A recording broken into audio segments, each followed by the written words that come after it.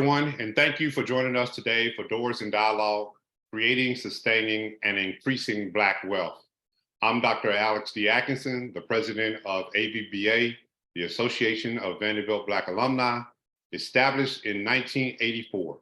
AVBA's goals are to keep Black alumni connected with each other, up-to-date them with the university on the university, and provide support for our current students.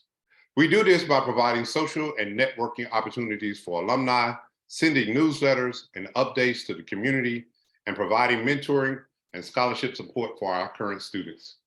If you're interested in getting involved, you can visit our website at vu.edu/AVBA to learn more about what we do, sign up to be a mentor or community agent, or of course, make a gift to the AVBA Scholarship Fund.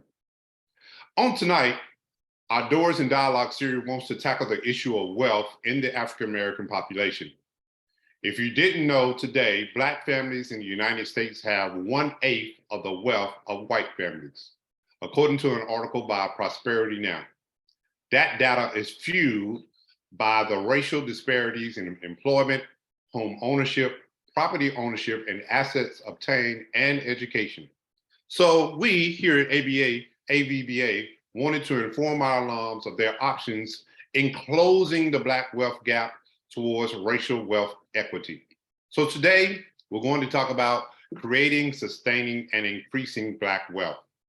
I want to introduce to each of you our panel speaker for today, and there are some awesome alums of Vanderbilt University from various parts of the university. They are also gifted in what they do concerning financial management and helping others obtain their financial goals. First, we have Dr. Iyoha. She is a Vanderbilt alum from the graduate school, Master's in Arts in 2017, and a PhD in 2021. She is currently the assistant professor in the entrepreneurial management unit at Harvard Business School, and she teaches the required first-year course, the Entrepreneurial Manager. Secondly, we have Mr. Kenny Simon, Vanderbilt alumni Peabody 96, and he is currently Director of Talent Development with Electronic Arts. And he has been a professional in the corporate experience in change management, leadership development, training, and coaching for 10+ years of personal finance coaching. And then lastly, we have Mr. Rodney Williams, Vanderbilt alum Peabody 2001. He is the CEO of Brown Investors Wealth Management, which is a financial advisory firm founded upon the principle of bridging the financial literacy gap. We are glad to have each of you with us today. Thank you all for joining us, and we're happy to have some of our great alums in the building on tonight, and welcome to each one of you all. Thank you for having us. Awesome. Thank you, Alex. Yes, definitely have to be here. No doubt, no doubt. All of you all are experts and gurus in financial management and making sure that we stay on point and get together. This particular series, again, creating and sustaining and increasing Black wealth, was something that's near and dear to a lot of our alums as we continue to make sure we close the racial wealth gap. And so we kind of wanted to talk about what are your thoughts on the subject of creating and increasing and sustaining Black wealth, and what do you think some of the things that have helped prevent that from taking place? Ladies first. Excellent. So I think, and I will approach this a little bit from an academic perspective and then also from personal perspectives as well. Something, at least from the US, in the US context, the way people build assets is generally, the middle income people build assets is generally through two avenues, through entrepreneurship, but then also through investment in real estate mostly. That's where most of the assets and wealth of most individuals are built. And for a long time, for the history of the United States, Black people have been locked out of these two crucial avenues. For building sustainable businesses, you usually need access to capital, whether that's venture capital or whether that's bank loans, cheap credit, or feasible credit that's not at ridiculous interest rates. And Black people just haven't had access to that. And through redlining, as we all know, access to high quality real estate that increases in value hasn't been accessible to Black families and Black households. And so the way assets and wealth has generally been created in the United States has been closed off to Black families for pretty much the history of the country. So that has changed slightly over time. And so that's when you see an increase in the assets, when there's laws preventing discrimination in the housing market, even though people still find ways to get around those laws and you have to pursue litigation. There's all the scandals that come out with differences in appraisals that Black families get relative to non-Black families. There's still discrimination in terms of loans, access to loans by Black entrepreneurs, et cetera. And so as these barriers are slowly being lifted and removed, then we are seeing increases in Black wealth. But then there are also resources that exist to try and overcome these, and getting that information and knowledge out about what exists to overcome these barriers is also useful in figuring out how can we build and how can we sustain Black wealth. I could talk about this all day, but I'm gonna stop here and let Kenny and Rodney also jump in. And I could listen, by the way, Dr. Eagle. So, yeah, anytime. I wanted to piggyback a little bit on what she was saying around how wealth is built and focus a little bit on, just for a second, on real estate. That is probably, none of this is easy, but that's probably the easiest way that wealth is built, is to buy a home, live in a home, pay off the home, pass the home down, the home appreciates in value. But we know redlining has been a thing and still is. It actually happened to me in Metro Atlanta not long ago. Refinanced the house to a shorter note, 15 years. Older white gentleman walks in to do the appraisal, told my wife, who's also a Vanderbilt alum, let's just see how low this comes in. Pretty low. It basically told us that over the, 15 years or so we lived in the house, it had appreciated like less than 2%. We knew that was ridiculous, right? So those kinds of barriers still exist. Those systemic things are still there. But there's also one other thing I'll touch on, and then I'll let Rodney jump in, is also in the Black community, we don't talk about building wealth very much, right? We're more concerned with being rich. There's a difference between rich and wealth, and I know we know these things. And as a result of that, we don't do things like purchase homes, even if we can overcome the obstacles. And we don't buy life insurance, which is another way that a lot of wealth is also built. So real estate, wealth, there are systemic things that sort of keep us out of the game. But real estate and life insurance, I would say, are two things that really would help sort of balance the ship a little bit, just a little bit more.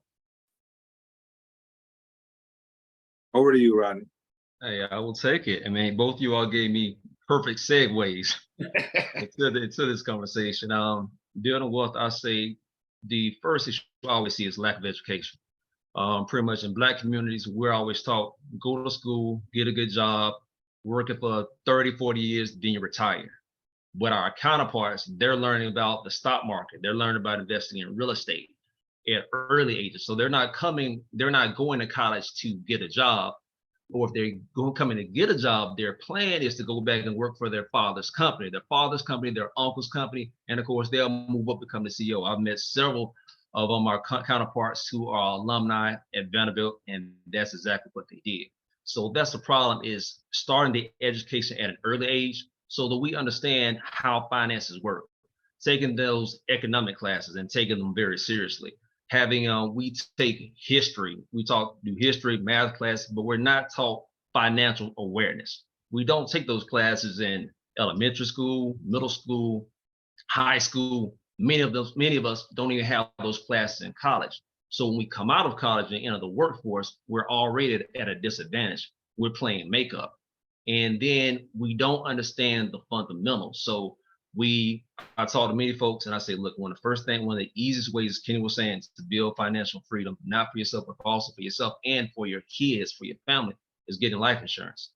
So many of us think that life insurance is a hustle. I'm not going to need it. So what happens when we pass away, we impact our family because our family then has to pay for our funeral. And what we do, we often do in the Black communities, we overspend on these funerals, 15, 20, 25, because we believe I need to give my mom, she did so much for me. My dad did so much for me. I need to give him a good homecoming. Not to understand that, okay, that just took 25,000 out of my bank account. We also overspend on another item, and that was two items, on education for our kids, and we also overspend on weddings. I see so many people spending $75,000 on weddings because we don't have the financial awareness to understand that's, if you pay, you can always go to the courthouse. I know many people might not want to hear that, but we don't understand, even if you spend 15, 20,000, I understand inflation with everything. But even if you spend that, think about what that 30, 40, $50,000 could have turned into in 15, 25 years, whatever the case may be, or allowed you to do. It would have allowed you to get a life insurance policy, 1.5, 2 million. It would have allowed you to start investing in real estate. With real estate, it's not just renting the properties. You can also have an Airbnb, and there's different ways you can do a Airbnb. You can network with individuals who are renters, who aren't making the income, or landlords who aren't making the income that they want, and you can Airbnb their property. So it's so many ways to build wealth, and not to mention just the stock market. And that's always strange to me, because I meet so many people who say, no, the stock market's a hustle. I'm not going to put my money in the stock market. But so many people have become wealthy. And honestly, even when you keep hearing on the news right now about recession, and we are in them anyway, but when you hear all those things, this is one of the best times to invest in the market. But we listen to MSNBC, CNN, and they're always telling us so many people are losing money.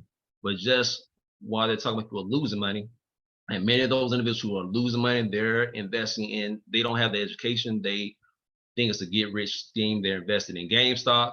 They're investing in all these meme stocks, AMC, trying to catch the bubble. They're running behind it. They don't realize. I believe in cryptocurrency, but the Shiba Inus of the world, the Dogecoins, people, they try to catch on the tail end, and they don't realize in a lot of these stocks, there's individuals with these meme stocks. It's a lot of individuals who engage in the pump and dump. They'll pump it up everywhere on social media. By the time that you get into it, it's too late. Then it's a sell-off, and now you're already behind. And what does that do? That puts that sense of fear in you where you never want to invest again. So there's so many ways out here, but I always say it's all about the education. And for those of who are at 20, 30, 40, we're behind. We have to go and get the education. But one thing we can do is, while we're taking the efforts to get the education, push our schools to educate our children. So when it's time for them to go to college and go into the workforce, they already have a plan. They're understanding that, look, I don't want to work every day for the rest of my life, every day till I'm 60, or retire from my job. Next thing I know, I'm at Walmart saying goodbyes and greeting and telling everybody bye as they walk out of Walmart, which is what happens to a lot of people. They retire, but they only retire from their first job. They then have to go get a second job to maintain the way that they've been living. And it's just it's a deprecating cycle that's very sad. And it's a cycle that needs to change. I mean, in addition to that, we need to learn to continue to circulate the Black dollar within our communities. And part of that is networking with each other and not trying to hustle one another. Not trying to say, look, oh, this person has a nice house. Let me, instead of charging them $2,000 to do this landscaping job, I'm going to charge them $3,000, giving people fair prices and trying to work with one another. Because in other communities, they circulate that dollar. In white communities, Jewish communities, they circulate the dollar continuously within our communities, but we're so quick to hand our money to someone outside of our community, because sadly enough, many times we don't want to see each other getting ahead. And that's the sad thing about it. That's the thing we have to change. And that's one of the only ways that we're going to change the dynamic and increase Black wealth within our communities. But I can go on and on, so I'm gonna pause because I'm over my time. Sheesh. I mean, y'all just like, I just need to throw all of my questions out of the window. Y'all just did a major knowledge dump in the first 13 minutes of the series today. I'm like, okay, well, I can just throw that question out. They just already, but I mean, definitely, I mean, all of you all gave a tremendous lead in to problems, systemic issues, things that we need to look at, things that we need to start at. So my question to you all right off the bat is it too late?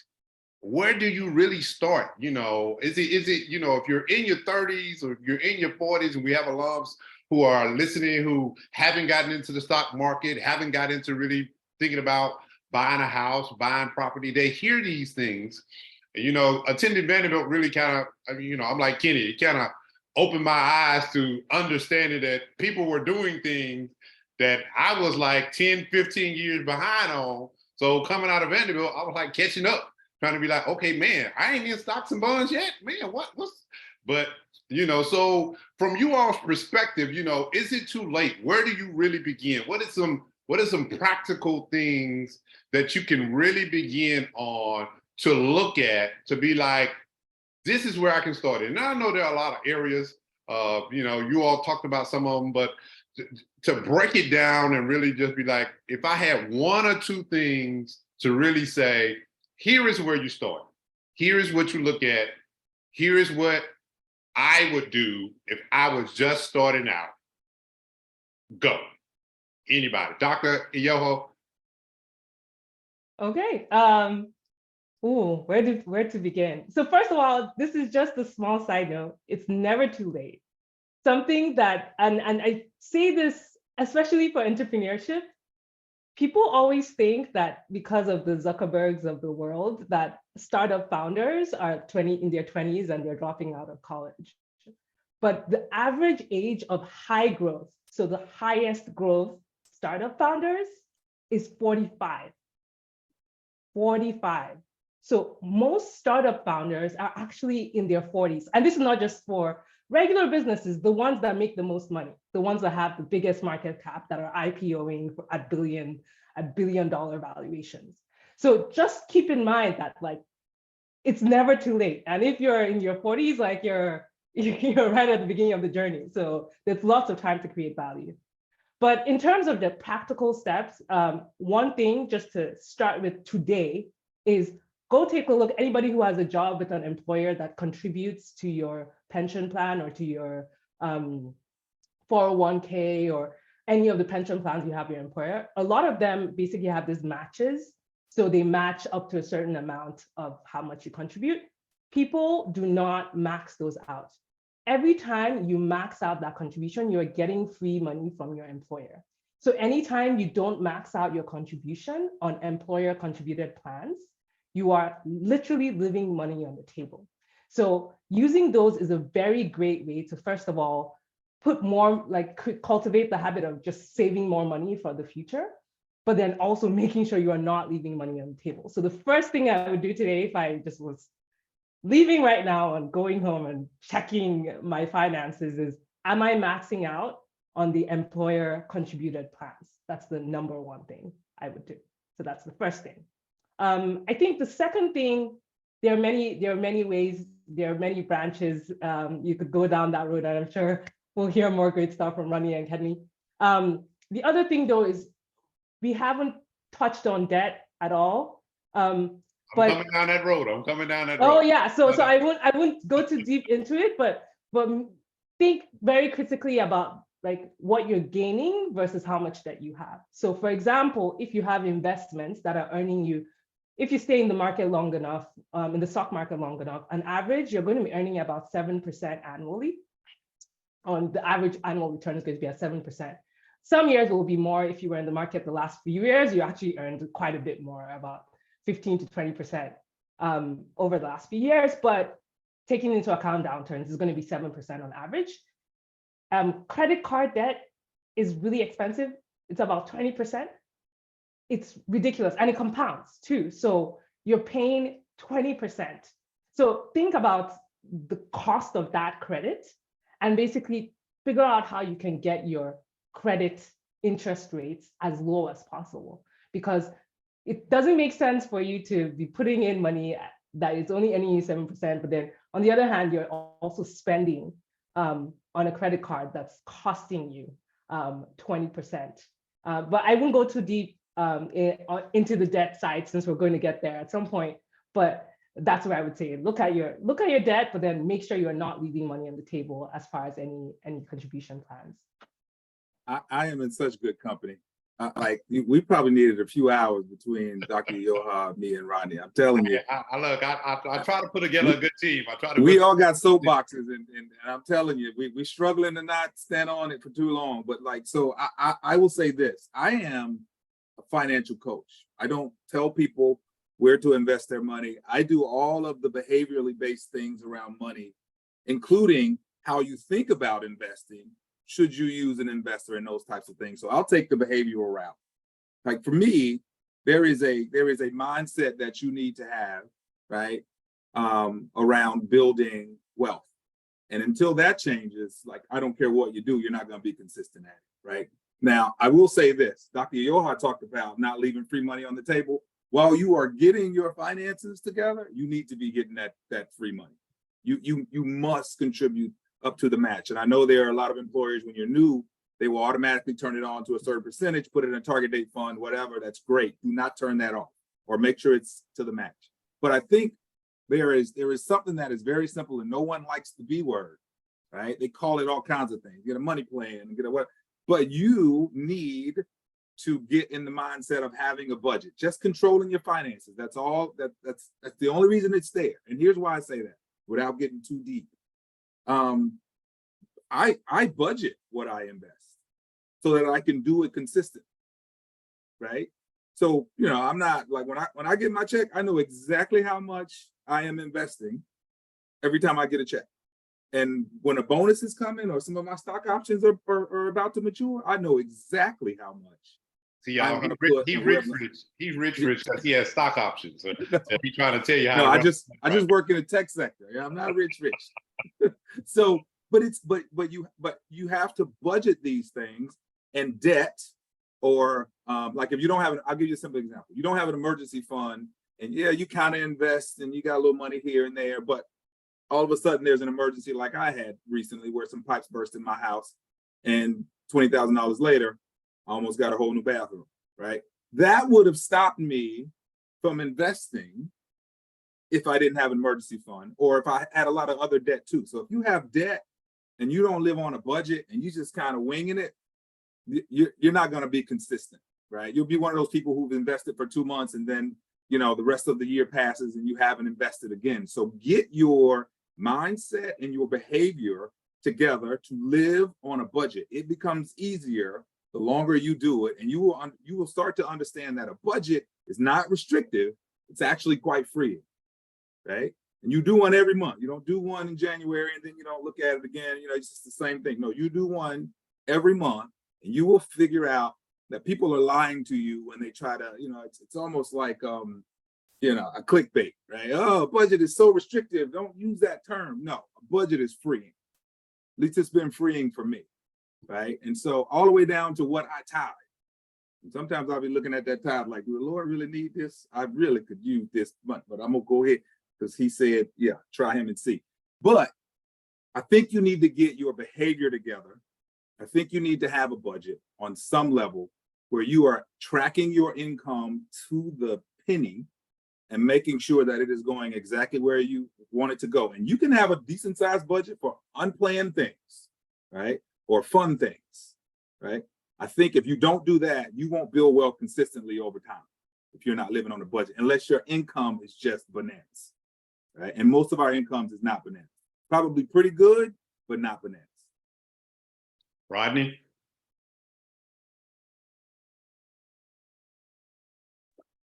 Okay, yeah, as Kenny was saying, it's with these two, it's very, very easy because there's only so much more I have to say.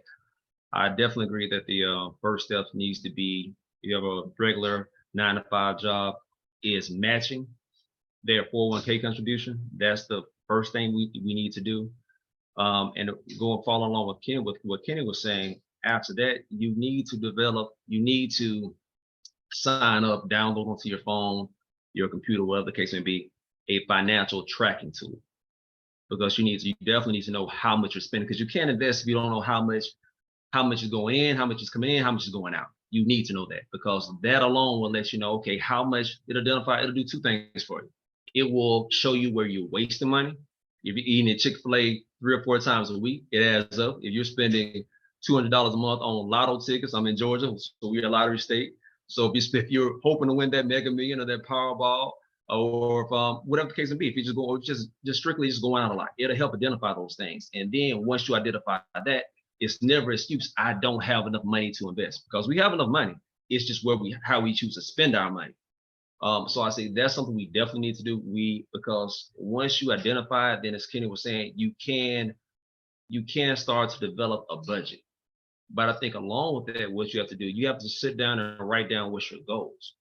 Because writing down, I tell everybody, I say, look, you either have standard, I tell you have a 5-year, 10-year, 15, 20-year plan. For those who want to accelerate, who are like, look, I need to make a life-changing event now, I say, okay, you need to have a 3-year plan, 3-year, 8-year, 15, 20. You write it down, laminate it, and look and determine beside each year, you write down what does your net worth need to be at that particular time. Put it in your purse, put it in your wallet. So you look at it daily, and that holds you accountable. If you say, look, I want to have 1 million in 3 years, then you know you need to get started right now. The reason I say 3 instead of 5 is because what happens with most people, when I have this discussion, 2 years later, they haven't done anything. They're all excited when they leave my office for at least the first 6, 7, 8 months. And then we do a check-in at that year, nothing's happened. And so I'm gonna get to it. This is my New Year's resolution for 2023. My New Year's resolution for 2024, 2025, man. We're still in that same cycle of them wanting to get out the rat race or trying to find better ways to inch closer towards retirement while continuing to live the life that they want to live. So I love the 401k matching piece. I love the budget. I tell everybody, write down whatever your goals are and hold yourself to those goals, and share your goals with a friend or a family member or your spouse. If you're married, share with your spouse, because you need to hold each other accountable, and you need to have like-minded goals. If you're married and if one spouse does not have, if you all's goals are not aligned, then it's going to be very, very difficult to meet your goals. So you need to definitely have that. And in addition to that, you need to build a team around you. Get a mentor, a financial team, whether that's a financial advisor, a CPA, a attorney who deals with trust. You need to build a team around you, or just networking with like-minded individuals where you all can work to push each other and share education with one another too, so that the whole community is winning.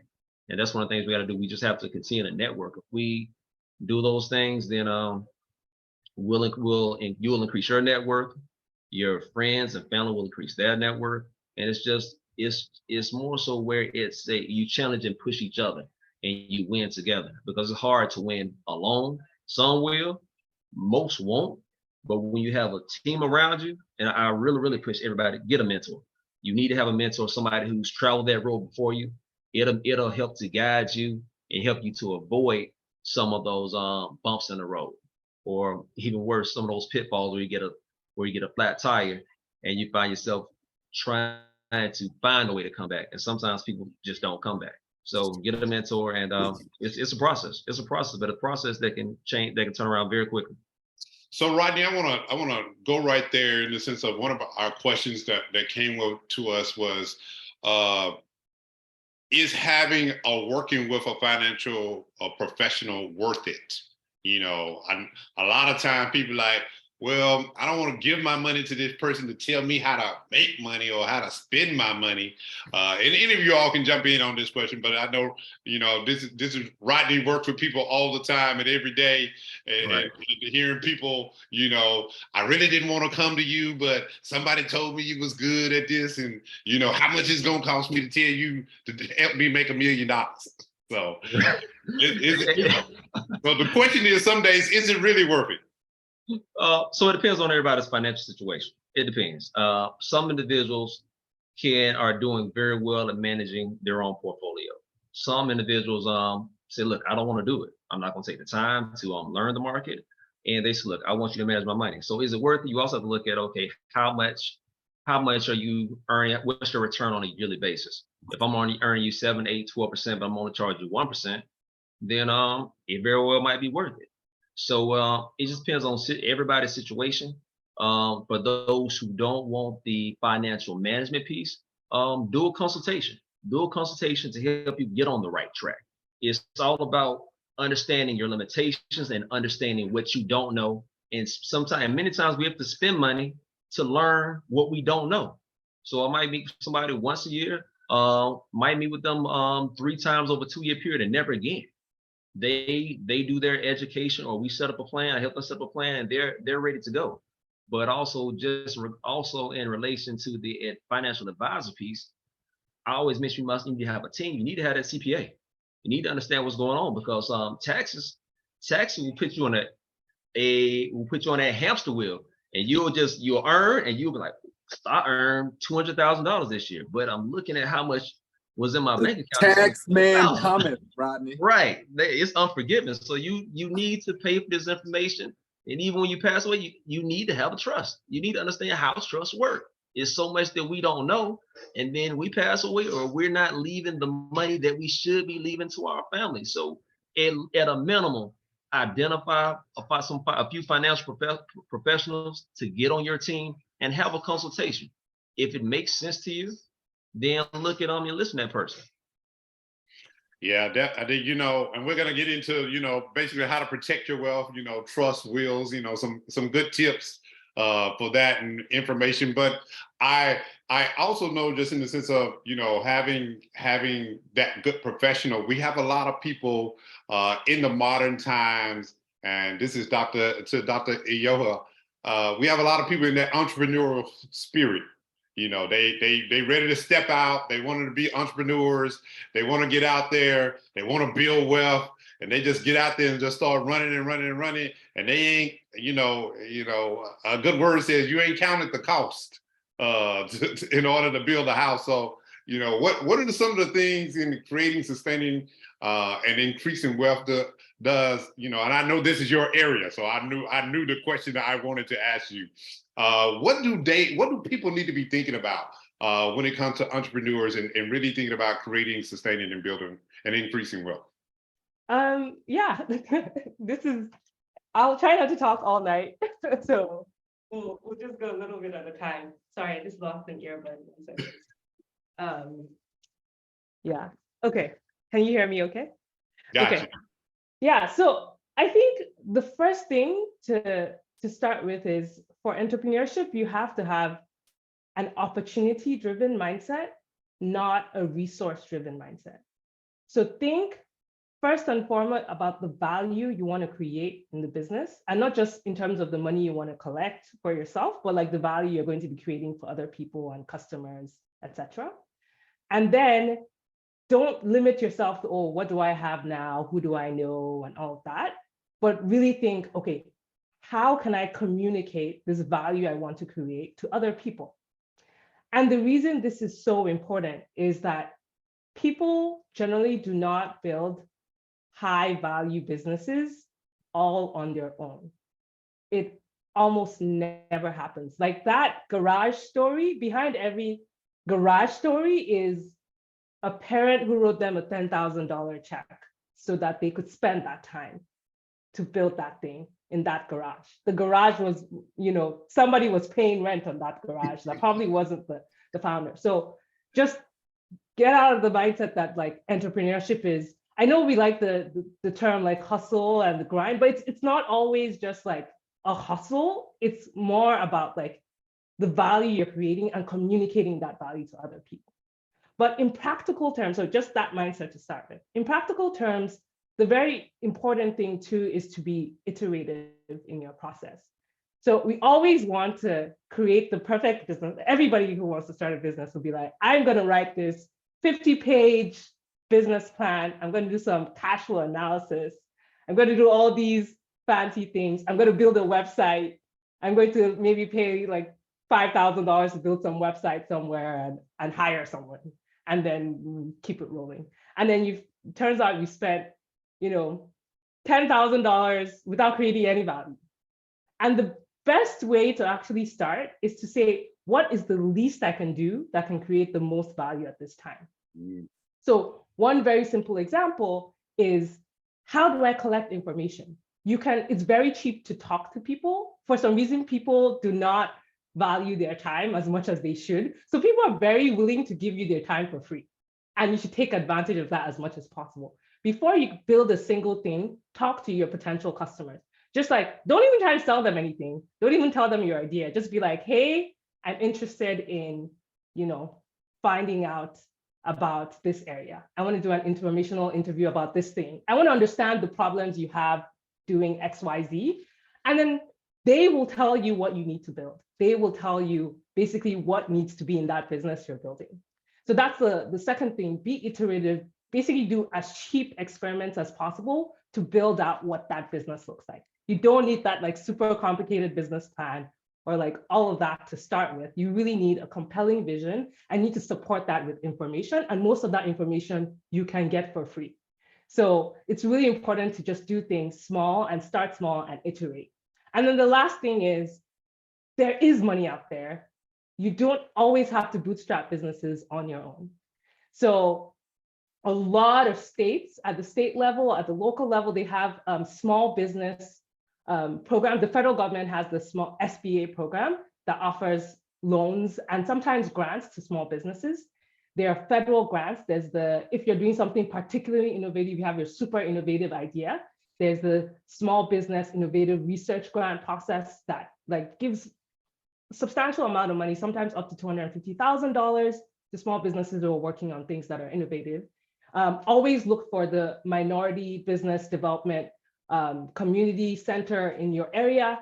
They always are able to give out, again, free resources. If you want to set up your accounting for your business, they can help you set some of that up for free. You can get some free legal advice, even in forming the LLC or forming the C Corp or the S Corp you need to do.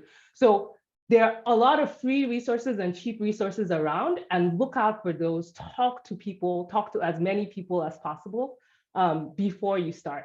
And you don't have to do this on your own. And actually building businesses on your own, I just want to emphasize something Rodney has brought up multiple times, is really relying on community is a key strength that almost every startup founder has taken advantage of. And it's something that we're underexploiting because we're buying into this myth of like the entrepreneur as this, individual genius doing everything in isolation. So that's just a couple of points. I don't want to go on too long about that, but I'm also happy to, I'll slip some of those in as well in some of the other parts of the conversation. I promise you, all of you all are creating and sustaining and increasing the Black wealth knowledge on this conversational dialogue this evening. I mean, some nuggets and some boulders have been dropped on us on this evening to make sure, again, talking about the mindset and making sure you get the right people and community around you. We need that reinforced within our community to remind us of the things that it doesn't, you don't have to be straight out of Vanderbilt to make your first $1 million.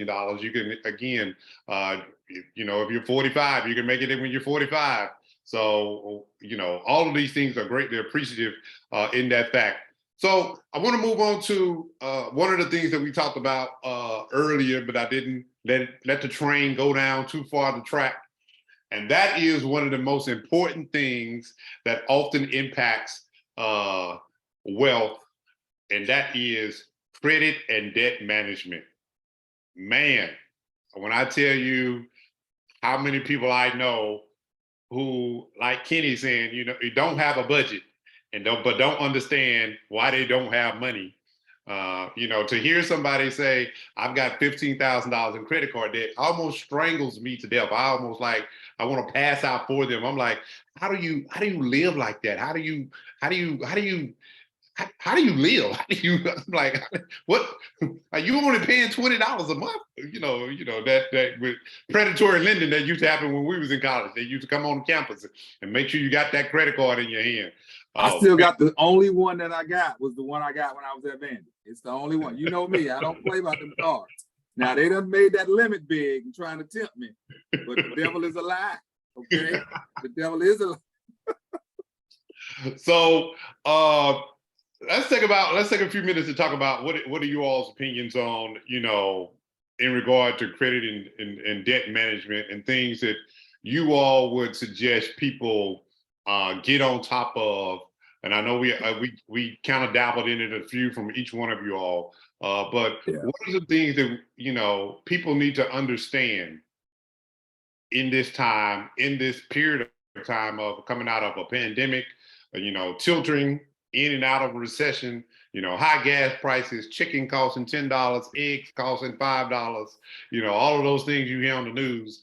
My parents today were talking about, to buy some apples, it was $2 a pound. I'm like, good God, I guess I won't be eating apples.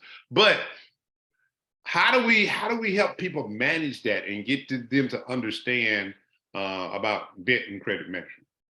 Anybody? Can I just jump in right here first before these two illustrious panelists, drop this knowledge on us? Like, this is where I spend, not kidding you, as a coach in the financial space. Like, this is, and by the way, coaching is not what I do every day. It's my passion. It's not my day job. It is something I do because there is a need in our community. And I will tell you, I spend 90% of my time coaching around that piece, because we don't want to manage debt.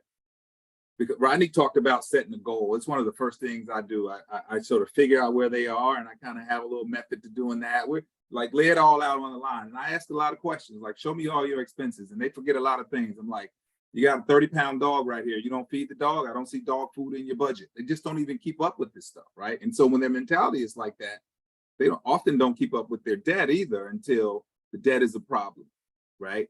And so, you're here, but you want to get there. And the thing that keeps you from that a lot of times is your debt load and your mindset about how you handle money. Because if you are going to be mature with money, you will not play around very much with debt.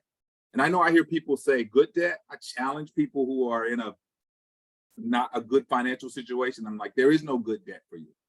There's not a lot of debt you need to be handling, because if something happens to your income, no debt is good debt, right? When you're over leveraged, no debt is good debt, right? So I know I call it necessary debt, right? We can't all just buy $1 million house, but you put a good down payment down on it and then make some payments, responsibly. But I will say credit card debt and student loan debt, which I know is hard to avoid. If you go down those two paths, compound interest is working against you. And we haven't talked about compound interest, but it's a beautiful thing. But it is working against you now, right? If you do not manage this, it will control your life. If you don't pay attention to it, at some point, it's going to force you to pay attention to it. Either when your money is so tight you can't make payments, or somebody's knocking on your door to take something back that you bought, or whatever it is. But debt and unrealistic expectations are financial dream killers, right? Debt and unrealistic expectations, financial dream killers. So I tell people all the time, like, I spend most of my time figuring out what their debt is, because what happens is I'll ask people what their income is, and they'll itemize it nice and clean. Here's a pay stub. Here's my last 3 months of pay stubs. And I'm like, well, what are you spending it on? They will look at the expenses, and there's this big old gap. I coached someone who was a doctor, made $70,000 a month, and the dude couldn't find $20,000 to $25,000 every month. Sheesh. Until we realized he was spending $3,500 a month on like digital video games and just crazy things like that, right? So debt can get out of control. You got to keep that thing under wraps. So if you don't learn anything, you better manage that. My mom has a very tiny pension, but because we have her debt free, my mom says she's never had this much money. Now, Alex, you are a witness. My mom couldn't even come see me play football at Vanderbilt, but she couldn't afford it. Didn't send me a dime while I was at Vanderbilt for 4 years. Couldn't afford it, right? But now here she is in her retirement with a very small pension. I mean, very small. And she's debt free. So she's living great. She drives a foreign car. Pay for, but still. Anyway, I don't want to ramble too much, but that's just my opinion. I just think debt is it's a financial dream killer. Before somebody else jumps in, I think a lot of us realize that our parents were in unique situations as we grew up, and through the education system that we got via Vanderbilt or whatever school that we went through, undergrad and graduate school, we realized that we didn't want our parents to continue that cycle And one of the things, my mother worked for TVA for 44 years. She worked for TVA for 44 years. And as soon as I got in college, I was like, I need you to, I overheard something about maximizing your pension, blah, blah, blah. And I was like, look, don't worry about me anymore. You stick every dime you can into your pension. And the thing, what I didn't realize is when people talked about, you know, you hear some people talking about, I got 2 checks coming. You know, they talking about their Social Security check and their pension check. You know, I looked up and my mama I was like, wait a minute, you clearing how much? Like, man, you living life almost better than me. Ain't got no mortgage, just stacking. Talking about I'm going on vacation, but continuing on. But yeah, debt and credit management. How do we keep it in context? Rodney? So I mean, honestly, one of the things that Kenny said, I'm gonna have to steal it. I love that that phrase, financial dream killer, because that's definitely what that will be for you. So I believe in building credit. I don't believe in just using credit all the time, but I believe in having available credit in the case of emergencies. I also believe in not just personal but business credit. I believe those things are essential because you never know when you might need to use it. Now, in regards to debt, I understand we have to take on debt when we purchase our home. But it's also going back to that budget, not trying to have the biggest home on the block, not trying to come right out of college. Oh, I need to get this $300,000, $400,000, $500,000 home. Many people do very well in getting a duplex, renting out one side of the duplex, and then building upon that, get another duplex, and then 5 years down the road, getting that $300,000, $400,000 home if you choose to. By that time, you might realize I really don't need all of this home. I really only need 2,000 square feet, 3,000. I'm not going to use my basement. It's just because something that we've been trained to believe that we need a basement. I need my man cave. I need the movie theater room. So all these things. In regards to what I see getting a lot of people in trouble, it's buying more home than they can afford. In addition to that, they start purchasing things for the home. They start taking lavish vacations. Now, sometimes not even lavish vacations. You feel I need to do this for my kids. I need to go to Disneyland 3 times a year.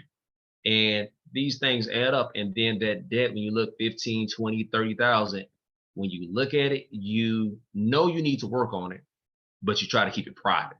You get embarrassed by it. You don't get a financial coach such as Kenny. You don't take those efforts to try to whittle it down. The other item that I see too often in our communities is that we have started to believe that public school is not good enough for our kids. So we now believe that we need to pay for our kids to go to private school. So they're not being taught by Black teachers anymore, Black and brown teachers. Now we need to go to the white school. That's what we've come to believe. So we start incurring debt by doing that. So now we many of us find ourselves having spent more during those pre-college years than we ever would have spent with our kids going to college. And then many times we find out the kids, they don't even get a scholarship. So we paid $20,000 a year, and now we got to pay for college. Now, for me personally, if I pay $20,000 a year for my kid to go to elementary school, middle school, high school, I expect for them to get a scholarship. I expect that. I invested all this money into you. You should get a scholarship. You make too much money, Rodney. You make too much money now. I work in higher education. I had to break that down to Kenny. I'd be like, look, y'all make too much money now to be thinking about y'all gonna get these scholarships. No, but see, I'm gonna tell you now, since you said that, I'm gonna say you something that's interesting. What we often overlook. So at Vanderbilt, I tried. Vanderbilt would give my oldest daughter a scholarship. I'm gonna admit that shit. I was highly upset by it. However, look at this. However, Princeton gave us money.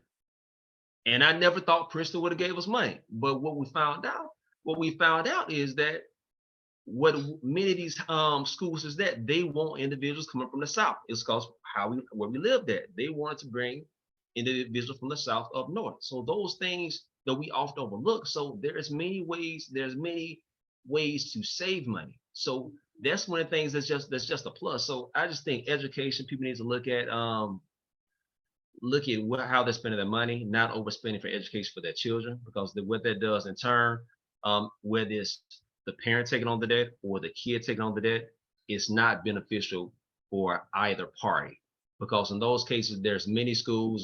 Some kids should not go to a 4-year institution. Some kids go to tech school. It's better.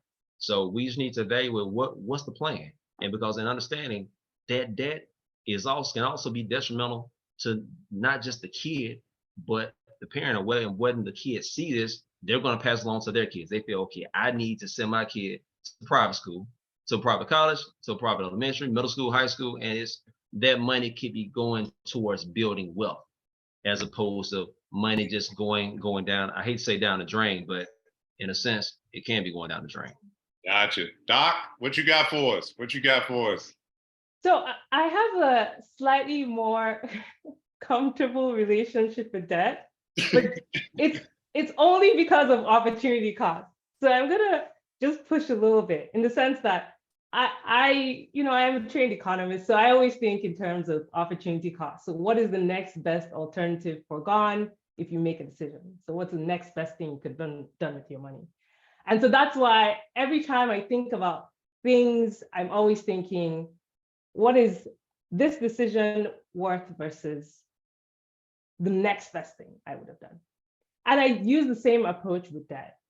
So for example, a 0% credit card is great because it's cost-free at that point. The reason they offer you those 0% APRs though, is because they're hoping you put a balance on that card, you don't pay it off, and then they will charge you their 23% APR, right?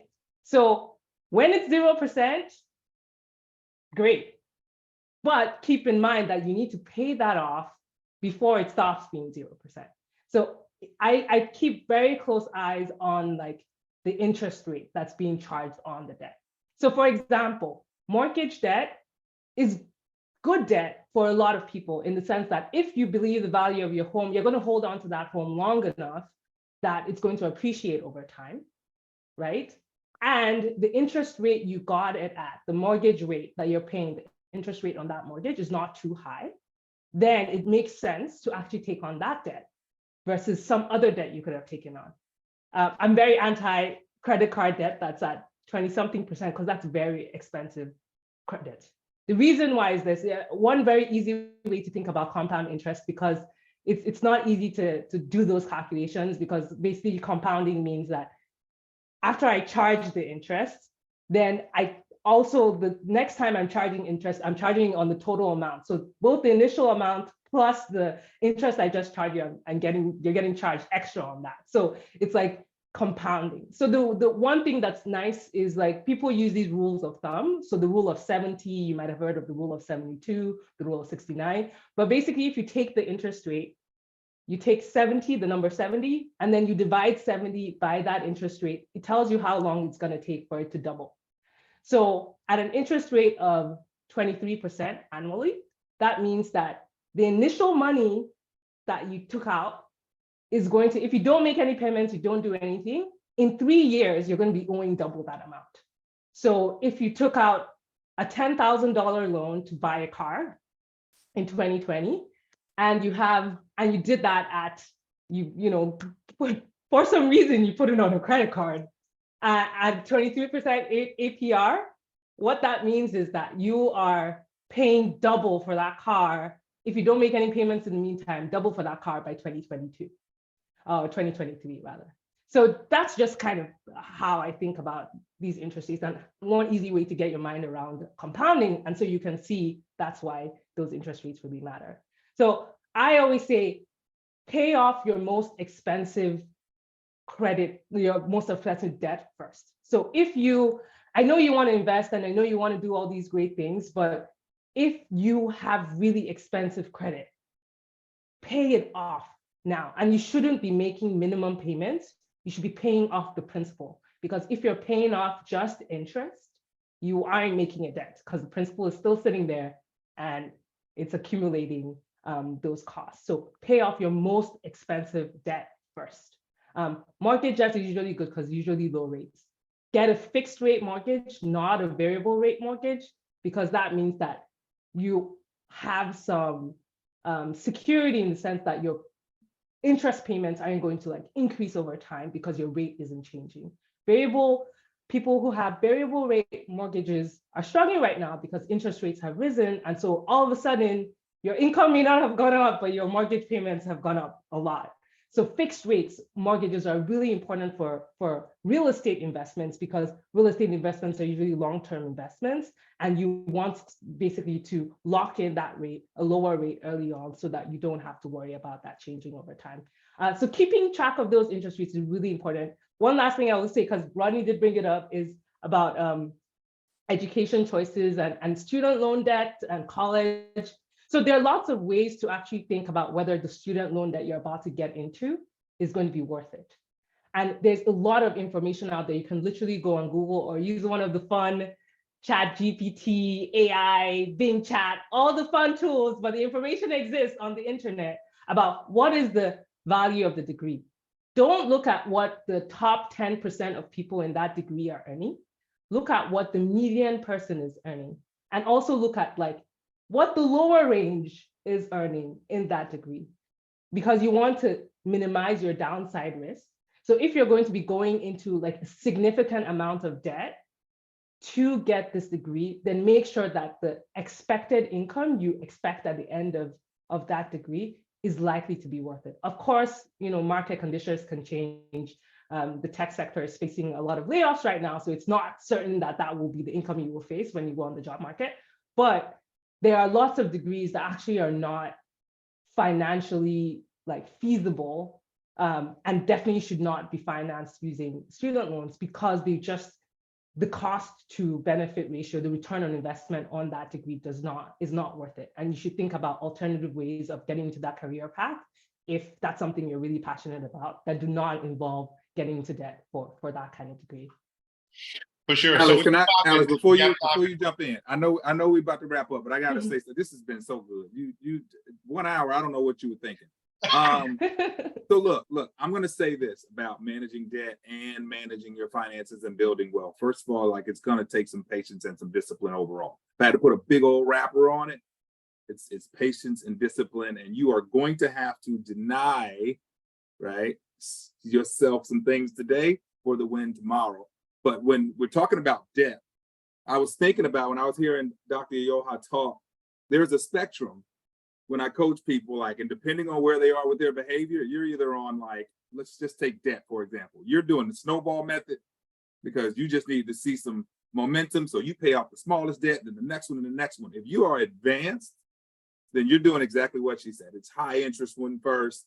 Your debt, your mortgage debt is the last one because usually that's your smallest interest rate. And you need to be taking advantage of 401ks and investing while you're paying a lower interest rate. Like there is a spectrum, right? Which is why people have to do what Rodney said earlier, which is educate themselves around this, because there is no, everybody wants the silver bullet.